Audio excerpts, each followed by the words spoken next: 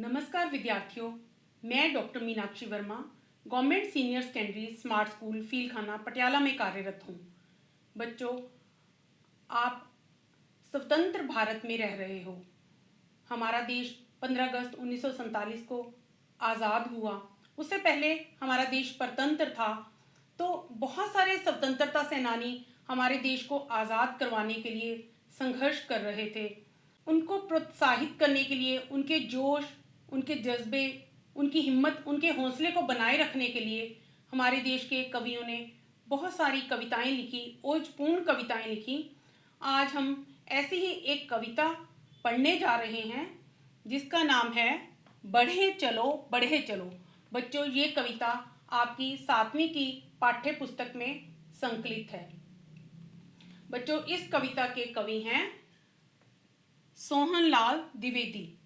सोहनलाल द्विवेदी जी के जीवन और उनके कृतित्व पर मैं थोड़ा सा प्रकाश डालना चाहूँगी। इनका जन्म 22 फरवरी 1906 को उत्तर प्रदेश के जिला फतेहपुर गांव बिंदकी में हुआ। बच्चों, राष्ट्र कवि की इनको उपाधि दी गई क्योंकि ये राष्ट्रीय भावना से परिपूर्ण इन्होंने बहुत सारी कविताएं लिखी, रचनाएं लिखी और ये महात्मा गांधी जी से बहुत प्रभावित थे। महात्मा गांधी जी के जीवन दर्शन से, उनके जीवन मूल्यों से बहुत प्रभावित थे और इन्होंने अपनी कविताओं में उनके जीवन मूल्यों को भी लेकर आए। इनको पद्मश्री की उपाधि से भी सम्मानित किया गया।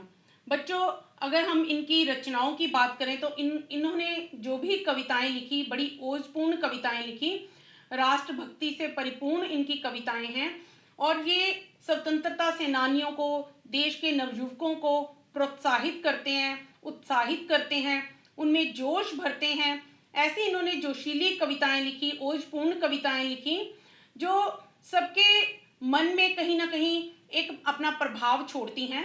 तो आज जो हम कविता पढ़ने जा रहे हैं, बढ़े चलो बच्चों, इस कविता के बारे में अगर मैं बताऊं तो इस कविता में भी इन्होंने देश के स्वतंत्रता सेनानियों को प्रोत्साहित किया है। जब वे देश को आज़ाद करवाने के लिए संघर्ष कर रहे थे तो कहीं वो अपनी हिम्मत ना हार जाएं, क्योंकि उनके सामने बहुत सारी मुसीबतें आ रही थी, बहुत सारी बाधाओं का उन्हें सामना करना पड़ रहा था, बहुत सारी रुकावटें आ रही थी। तो इन्होंने उनकी हिम्मत को बनाए रखने के लिए, उनके जोश को बनाए रखने के लिए, उनको प्रोत्साहित करने के लिए ये कविता लिखी। इस कविता के माध्यम से उन्होंने एक संदेश दिया है स्वतंत्रता सेनानियों को कि आपने बाधाओं से घबराना नहीं है, मुसीबतों को देखकर हारना नहीं है, रुकना नहीं है।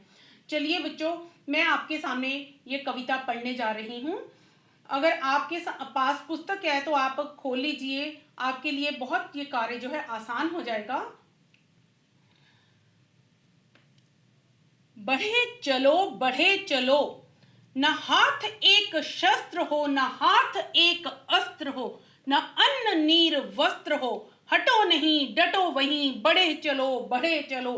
रही समक्ष हिम शिखर, तुम्हारा प्रण उठे निखर, भले ही जाए तन बिखर, रुको नहीं झुको नहीं, बढ़े चलो। घटा घिरी अटूट हो, अधर पे काल कूट हो, वही सुधा का घूंट हो, जिए चलो मरे चलो, बढ़े चलो। गगन उगलता आग हो, छिड़ा मरण का राग हो, लहू का अपना फाग हो, अड़ो वहीं गड़ो वहीं, बढ़े चलो। चलो नई मिसाल हो, जलो नई मशाल हो, बढ़ो नया कमाल हो, झुको नहीं रुको नहीं, बढ़े चलो। अशेष रक्त तोल दो, स्वतंत्रता का मोल दो, कड़ी युगों की खोल दो, डरो नहीं मरो वहीं, बढ़े चलो। बच्चों, आपने कविता सुनी। मुझे पता है इस कविता ने आप में जरूर जोश पैदा किया होगा। अब मैं इस कविता की व्याख्या प्रस्तुत करने जा रही हूं। इसका पहला पद्यांश है, न हाथ एक शस्त्र हो, न हाथ एक अस्त्र हो, न अन्न नीर वस्त्र हो, हटो नहीं डटो वहीं, बढ़े चलो। बच्चों, जब आप इस पद्यांश की व्याख्या करेंगे तो पहले आप प्रसंग लिखेंगे। प्रसंग आप इस प्रकार लिखेंगे, कि प्रस्तुत पंक्तियां हमारी पाठ्य पुस्तक में संकलित कविता बढ़े चलो में से ली गई हैं। इस कविता के कवि सोहनलाल द्विवेदी जी हैं और इस कविता में कवि ने स्वतंत्रता सेनानियों को बिना अस्त्र और शस्त्र के लड़ने का सुझाव दिया है। जब आप इसकी व्याख्या करेंगे तो आप लिखेंगे कि इसमें कवि स्वतंत्रता सेनानियों को संबोधित करते हुए कह रहे हैं कि आपको आगे बढ़ते जाना है, भले ही आपके हाथ में शस्त्र ना हो, भले ही आपके हाथ में अस्त्र ना हो, लेकिन आपने आगे बढ़ते ही जाना है, अपने कदम रोकने नहीं हैं। अस्त्र और शस्त्र के बिना आपने लड़ना है। चाहे आपके पास अन्न ना हो, खाने के लिए भोजन ना हो, भले ही आपके पास पानी ना हो, पीने के लिए पानी ना हो, भले ही आपके पास वस्त्र ना हो, अन्न, नीर और वस्त्र ये तीनों ना हो, फिर भी आपने अपने संघर्ष को, अपनी लड़ाई को जारी रखना है। आपने डटे रहना है वहीं पे, आपने हटना नहीं है और अपने कदम जो है बढ़ाते जाना है, बढ़ते ही जाना है, बढ़ते ही जाना है। इस तरह कवि जो है देश के स्वतंत्रता सेनानियों को प्रोत्साहित कर रहे हैं, कहीं उनका उत्साह कम ना हो जाए, इसलिए उन्हें निरंतर उत्साहित कर रहे हैं। बच्चों, अब मैं अगला पद्यांश पढ़ने जा रही हूँ। रही समक्ष हिम शिखर, तुम्हारा प्रण उठे निखर, भले ही जाए तन बिखर, रुको नहीं झुको नहीं, बढ़े चलो बढ़े चलो। बच्चों, आपने प्रसंग पहले की तरह ही लिखना है। अब आप जब इसकी व्याख्या करेंगे तो आप लिखेंगे, कवि स्वतंत्रता सेनानियों से कहता है कि यदि उनके सामने हिमालय पर्वत के समान बड़ी भारी बाधा भी आ जाए, तब भी उन्हें पूरे जोश के साथ अपना प्रण पूरा करने के लिए तैयार हो जाना चाहिए। भारत को आज़ाद करवाने के लिए चाहे तुम्हारा शरीर भी नष्ट हो जाए, स्वतंत्रता की बलि देवी पर तुम्हें अपने प्राण भी न्यौछावर करने पड़े, परंतु तुम शत्रु के आगे ना तो कभी झुकोगे और ना ही कहीं रुकोगे। अर्थात संघर्ष करते रहना है, तुम्हें आगे बढ़ना है। बच्चों, अब इससे आगे की पंक्तियां मैं पढ़ने जा रही हूं। घटा घिरी अटूट हो, अधर पे काल कूट हो, वही सुधा का घूंट हो, जिए चलो मरे चलो, बढ़े चलो बढ़े चलो। बच्चों, इसका प्रसंग भी आप पहले की तरह ही लिखेंगे। जब आप इसका सरलार्थ लिखेंगे, इसकी व्याख्या करेंगे तो आप इस तरह करेंगे। कवि ने भारत को स्वतंत्र करवाने के लिए लड़ने वाले भारतीयों को कहा है कि चाहे विपत्तियों, दुखों, मुसीबतों की घटाएं लगातार उन्हें घेर कर रखें, चाहे उनके होंठों पर भयंकर जहर भी रख दिया जाए, वे उसे अमृत समझकर पी लें, लेकिन कभी पीछे ना हटें। उन्हें तो मरकर भी अपने आप को अमर बनाना है, आगे बढ़ते जाना है, आगे बढ़ते जाना है।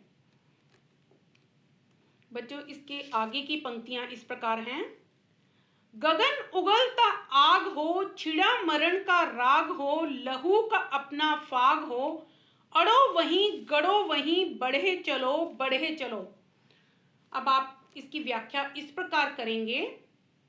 कवि स्वतंत्रता सेनानियों को प्रेरणा देता हुआ कहता है कि चाहे आकाश आग उगले, चारों ओर मृत्यु का गीत छिड़ा हुआ हो, लोगों के खून से होली खेली जा रही हो, तब भी तुम्हें अपने लक्ष्य को प्राप्त करने के लिए डटे रहना होगा, वहीं गड़े रहना होगा। इन सभी मुश्किलों का, इन सभी मुसीबतों का सामना करते हुए तुम्हें आगे बढ़ना होगा, लेकिन कहीं अपने कदम रोकने नहीं होंगे। बच्चों, आगे की पंक्तियां इस प्रकार हैं। चलो नई मिसाल हो, जलो नई मशाल हो, बढ़ो नया कमाल हो, झुको नहीं रुको नहीं, बढ़े चलो बढ़े चलो। इसका प्रसंग भी आप पहले की तरह ही लिखेंगे। अब आप इसकी व्याख्या इस प्रकार करेंगे। कवि कहता है कि स्वतंत्रता प्राप्त करने के लिए जो लड़ाई तुम करने जा रहे हो, वह सारी दुनिया के लिए एक उदाहरण हो, अर्थात इसमें किसी भी शस्त्र का प्रयोग नहीं होना चाहिए। यह युद्ध सारे संसार को नई रोशनी, नई दिशा देने वाली मशाल हो। भाव बिना मारकाट के, बिना शस्त्रों के प्रयोग से युद्ध जीता जाए। तुम इस मार्ग पर चलकर भारत को स्वतंत्र कराकर अपना नया कमाल दिखा दो। इस काम में तुम झुकना नहीं और ना ही कहीं रुकना। इस मार्ग पर तुम्हें आगे बढ़ते जाना है, आगे बढ़ते जाना है, कहीं भी रुकना नहीं है। बच्चों, आगे की पंक्तियां इस प्रकार हैं। अशेष रक्त तोल दो, स्वतंत्रता का मोल दो, कड़ी युगों की खोल दो, डरो नहीं मरो वहीं, बढ़े चलो बढ़े चलो। इसका प्रसंग भी आप पहले की तरह ही लिखेंगे। अब आप इसका सरलार्थ इस प्रकार लिखेंगे। कवि स्वतंत्रता सेनानियों को कहता है कि तुम स्वतंत्रता की कीमत चुकाने के लिए अपना सारा खून तोलकर दे दो, अर्थात स्वतंत्रता की बलि देवी पर अपने तुम्हें प्राण देने पड़े, अपने प्राण न्यौछावर करने भी पड़े, तो तुम्हें डरना नहीं है, घबराना नहीं है। तुम इस प्रकार युगों से चली आ रही कड़ी के बंधन को तुम्हें खोल देना है, गुलामी की जंजीर तोड़ देनी है। तुम्हें ना तो किसी से डरना है और ना ही किसी के आगे झुकना है। तुम्हें डरना भी नहीं है, भयभीत भी नहीं होना, झुकना भी नहीं है, लेकिन तुम्हें आगे बढ़ते जाना है, आगे बढ़ते जाना है। बच्चों, मुझे पूर्ण विश्वास है कि आपको ये व्याख्या जो है अच्छी तरह से समझ आ गई होगी।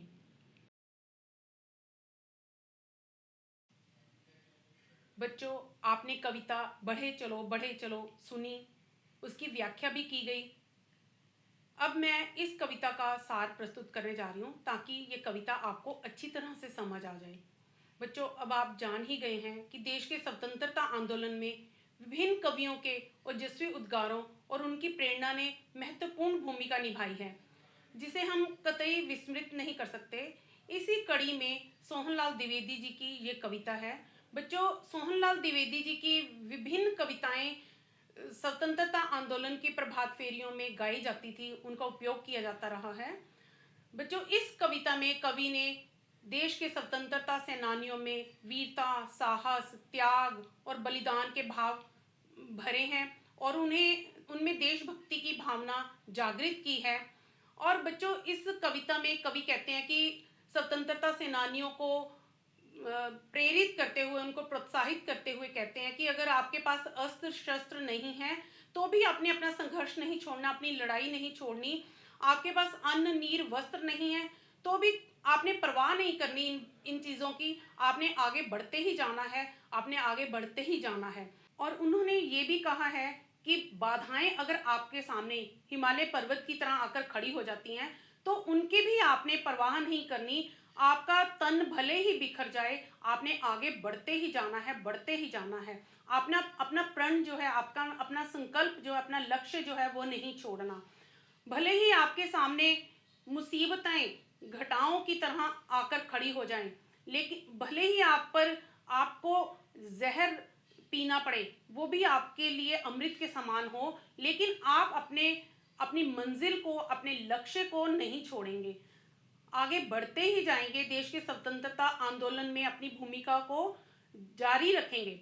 साथ में उन्होंने ये भी कहा है कि भले ही गगन आग उगल रहा हो, यानी कि कितनी भी मुसीबतें, कितनी भी बाधाएं, कितनी रुकावटें आपके सामने आ जाएं, भले ही खून की होली खेली जा रही हो, मौत का तांडव नाच हो रहा हो, लेकिन आपने जीते जाना है, मरते जाना है। यानी कि आपने अगर मर भी जाते हो तो वो आपके लिए एक जीवित होना ही होगा। अगर आप मर जाओगे तो आप अमर ही हो जाओगे। इस तरह उन्होंने प्रोत्साहित किया है देश के स्वतंत्रता सेनानियों को। उन्होंने कहा है कि आप देश की स्वतंत्रता अहिंसा के पथ पर चलते हुए अगर आप प्राप्त करते हो तो एक दुनिया के लिए एक नई मिसाल होगी। आप दुनिया के सामने एक नया उदाहरण पेश करोगे। आपने एक मशाल बनकर दुनिया के सामने आना है। जैसे कि मशाल अंधकार को दूर कर देती है, प्रकाश लाती है, तो आपने दुनिया के सामने एक मशाल के रूप में बनकर उपस्थित हो। देश जो अंधकार, गुलामी के अंधकार में भटक रहा है, उनके सामने आप उन्हें प्रेरित करो, एक मशाल बनकर आओ। साथ में कह रहे हैं कि स्वतंत्रता प्राप्त करके आप देश को एक नया कमाल दिखाओ, दुनिया को एक नया कमाल दिखाओ। और अपने युगों से जो स्वतंत्रता हमें नहीं मिली, हम भारत माता जो है जंजीरों में बंद है, उसकी कड़ी को आपने खोल देना है। और अपने स्वतंत्रता का मोल भले ही आपको अपना खून बहाकर देना पड़े, आपने अपने शरीर का एक एक कतरा, पूरा खून, अपने शरीर का पूरा खून आपको बहाना पड़े, तो भी आपको इसमें कोई परेशानी नहीं होनी चाहिए। आपने लेकिन बढ़ते ही जाना है, अपने कहीं रुकना नहीं है। जब तक आपको देश की स्वतंत्रता नहीं मिल जाती, जब तक आप अपने देश को स्वतंत्र नहीं करवा देते, आपके कदम कहीं भी नहीं रुकने चाहिए। बच्चों, इस तरह कवि जो है देश के स्वतंत्रता सेनानियों को प्रेरित कर रहे हैं, उनको ललकार रहे हैं, उनको झकझोर रहे हैं कि आप कहीं भी नहीं रुकोगे, आगे बढ़ते ही जाओगे, बढ़ते ही जाओगे। इस तरह ये कविता जो है बच्चों, इस कविता ने देश के स्वतंत्रता सेनानियों के दिलों में एक उमंग, एक नया जोश, एक नया उल्लास, एक नई स्फूर्ति पैदा कर दी, एक नई चेतना पैदा कर दी। इस तरह देश के, ताकि वे आगे बढ़े और देश की स्वतंत्रता के लिए उन्होंने कुछ कार्य किए। तो बच्चों, अब हम अभ्यास करने जा रहे हैं। सबसे पहले गुरुमुखी और देवनागरी लिपि में दिए गए शब्द हैं। आपने इन शब्दों को ध्यान से देखना है, क्योंकि आपने पहले ये देखना है कि इनकी लिपि का अंतर क्या है और इनकी वर्तनी और इनका उच्चारण का अंतर क्या है। आपने देखना है यहाँ पे जैसे ये शस्त्र शब्द लिखा है, तो इसमें श, स, त और र है, लेकिन जब हम हिंदी में लिखते हैं इसे, तो इसे शस्त्र लिखते हैं। इसमें आधा स आता है और त्र आता है, जबकि पंजाबी में त और र पूरा आया है, यहाँ पे त्र आया है। ऐसे ही अस्त्र पंजाबी में बोलेंगे तो हिंदी में अस्त्र।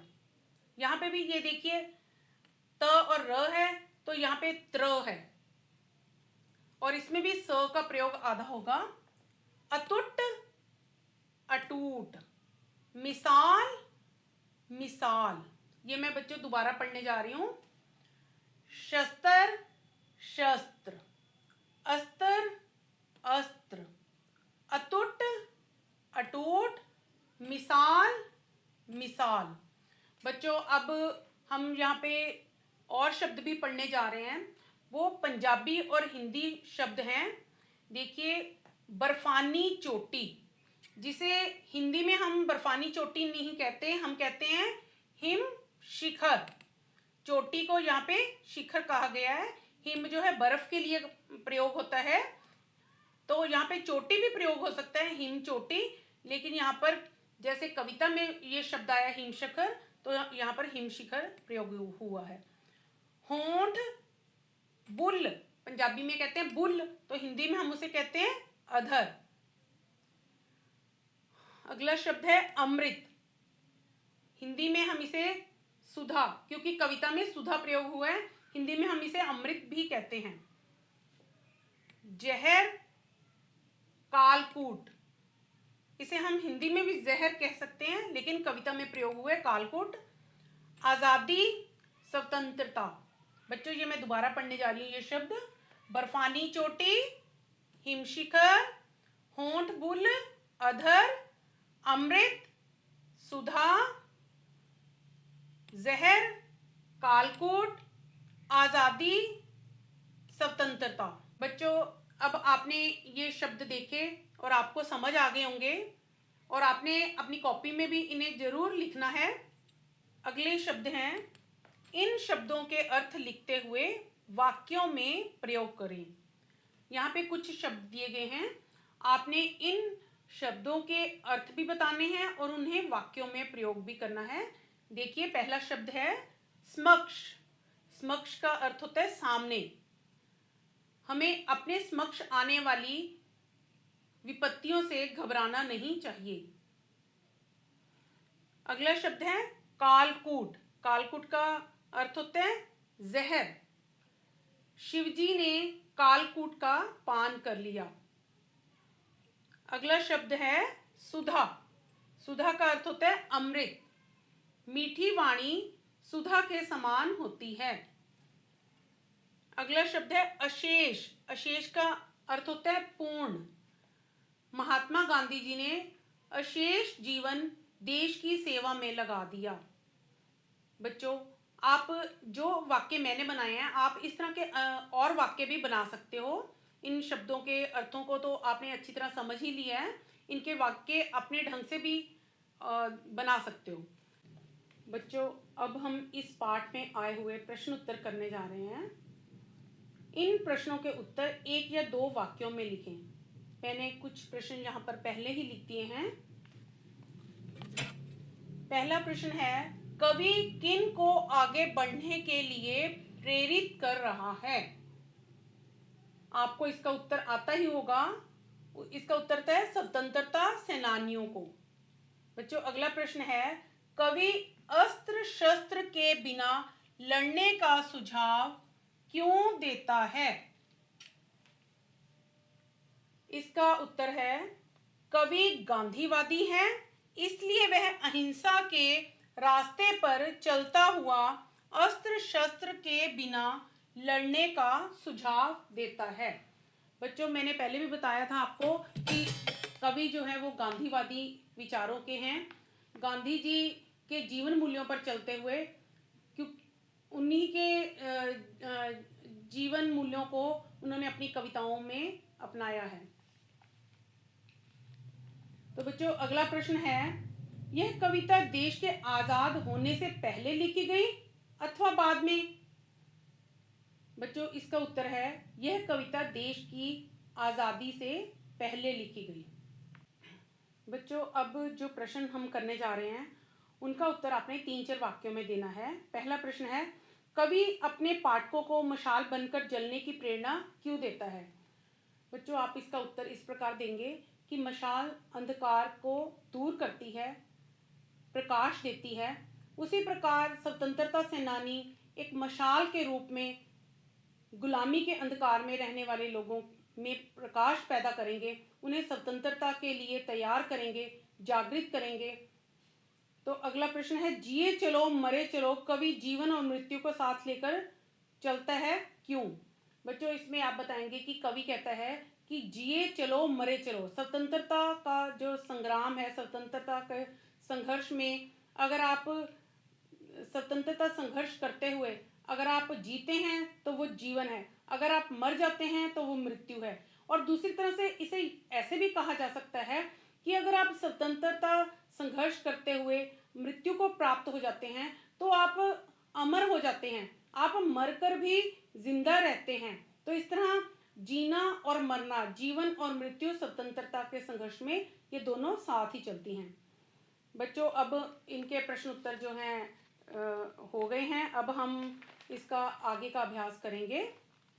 बच्चों, अब हम अभ्यास कार्य में आगे विपरीत शब्द करने जा रहे हैं। पहला शब्द है स्वतंत्रता, इसका विपरीत शब्द होगा प्रतंत्रता। मरण, जीवन, कालकोट, सुधा। बच्चों, मैं इन्हें दोबारा पढ़ने जा रही हूं। स्वतंत्रता, प्रतंत्रता, मरण, जीवन, कालकोट, सुधा। बच्चों, अब हम पर्यायवाची शब्द करेंगे। वस्त्र, कपड़ा, चीर, शिखर, चोटी, श्रृंग, अटूट, दृढ़, मजबूत, राग, सुर, प्रेम, मशाल, लो, मुरांडा। बच्चों, आप यहां इसे मशाल को दीप शिखा भी कह सकते हो। मसाल, उदाहरण, नमूना, नीर, जल, पानी। बच्चों, आपने ध्यानपूर्वक, मुझे पता है, सुना होगा। मैं इन्हें दोबारा पढ़ने जा रही हूं। वस्त्र, कपड़ा, चीर, शिखर, चोटी, श्रृंग, अटूट, दृढ़, मजबूत, राग, सुर, प्रेम। अगला शब्द है मशाल, लो, मुरांडा, मसाल, उदाहरण, नमूना, नीर, जल, पानी। बच्चों, आपको अच्छी तरह से समझ आ गए होंगे। अब हम कुछ शब्द हैं जिन्हें हमने संज्ञा शब्द में बदलना है। रुकना, रुकावट, झुकना, झुकाव, जलना, जलन, निखरना, निखार, बिखरना, बिखराव। बच्चों, मैं इन शब्दों को दोबारा पढ़ने जा रही हूं, आप ध्यानपूर्वक सुनेंगे और देखेंगे। रुकना, रुकावट, झुकना, झुकाव, जलना, जलन, निखरना, निखार, बिखरना, बिखराव। बच्चों, ये शब्द आपको अच्छी तरह से समझ आ गए होंगे। बच्चों, अब इस कविता का अभ्यास कार्य समाप्त हो गया है। मुझे पूर्ण विश्वास है कि जितना कुछ भी आपको यहाँ पर पढ़ाया गया, समझाया गया, बताया गया, वो आपने ध्यानपूर्वक सुना होगा, समझा होगा। अब आप इस कविता को अपनी कॉपी में लिखेंगे, इसकी व्याख्या भी लिखेंगे और साथ ही आप इसका अभ्यास कार्य पूरा कॉपी में लिखेंगे और सुंदर लिखाई में लिखने का प्रयास करेंगे और इस तरह की कविताएं याद करने का प्रयत्न भी करेंगे और कविताएं लिखने का प्रयास भी करेंगे। धन्यवाद बच्चों। धन्यवाद बच्चों।